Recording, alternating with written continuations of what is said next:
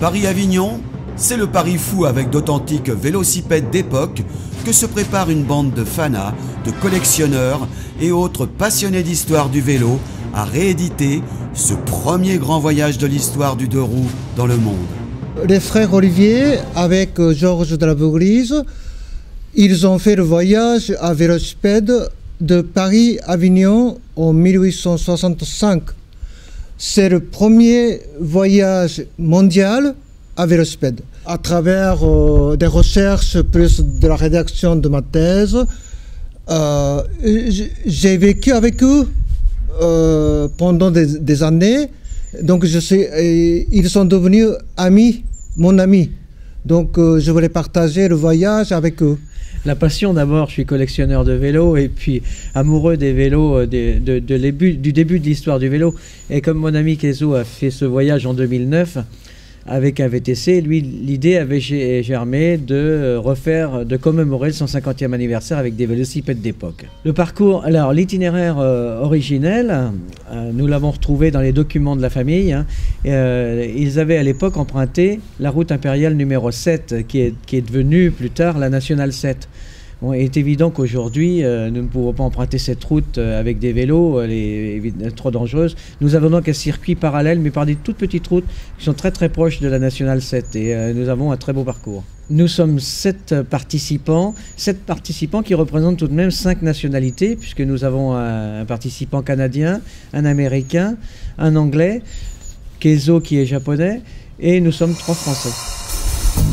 Le 25 août 1865, en compagnie de Georges de la Bouglise, les frères Olivier rejoindront la maison familiale du Pontet, aux portes d'Avignon, en 8 jours. Nous avons suivi les 2 protagonistes de ce projet pendant une séance d'entraînement de 40 km avec 0 degré, de quoi se réchauffer.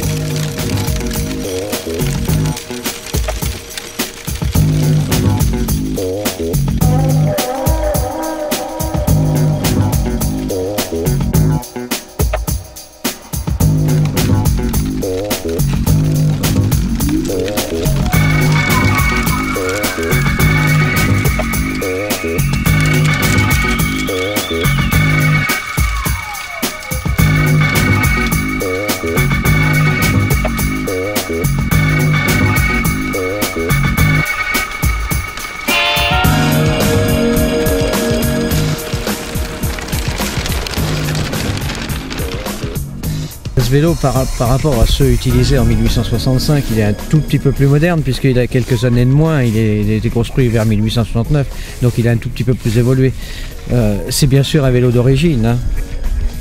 Et évidemment, on comprend bien que les vélos qui ont près de 150 ans, on ne peut pas se servir des roues d'origine, le bois a forcément vécu, donc les roues ont été refaites, elles sont neuves.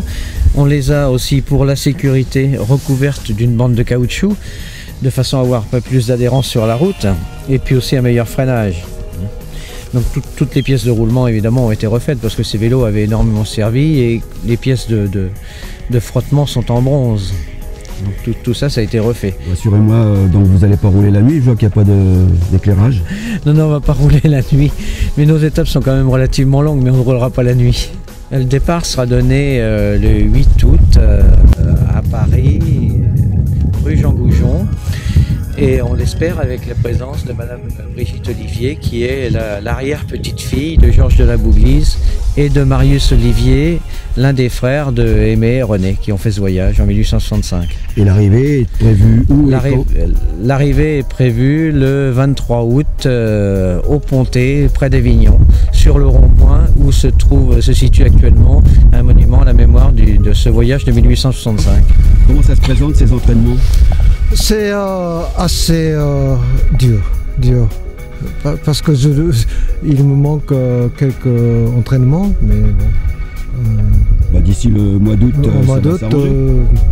je vais faire l'entraînement, beaucoup d'entraînement, et que ça pourrait aller. D'accord. Et ce vélo-là, alors c'est celui que vous allez utiliser pendant le parcours? Oui, c'est le vélo prêté par monsieur Glenn Norcliffe. Et c'est une marque Hood Brothers américain. Parfait. Bon alors Alain, est-ce que tu peux me parler un petit peu de tous tes collègues là? Ils s'entraînent aussi alors? Ils s'entraînent bien sûr. On a notre ami américain qui nous envoie régulièrement des informations et il roule avec des cyclos, dans les randonnées cyclistes d'aujourd'hui, mais avec le vélo qu'il va utiliser pour ce voyage. Et puis nous avons aussi notre ami Gilles qui lui s'entraîne dans le midi de la France. Alors c'est un garçon qui fait énormément de grand-bi, il s'entraîne avec son grand-bi et dès que son vélocipède va être prêt, il va aussi s'entraîner avec ce vélo. Donc tu as des nouvelles récentes, fréquemment? On a des nouvelles régulièrement, on correspond, étant donné que nous sommes 7 participants, mais répartis sur plusieurs continents, nous correspondons régulièrement, très régulièrement par mail. Et le financement, alors comment ça se présente? Est-ce que vous avez besoin encore un petit peu de partenariat?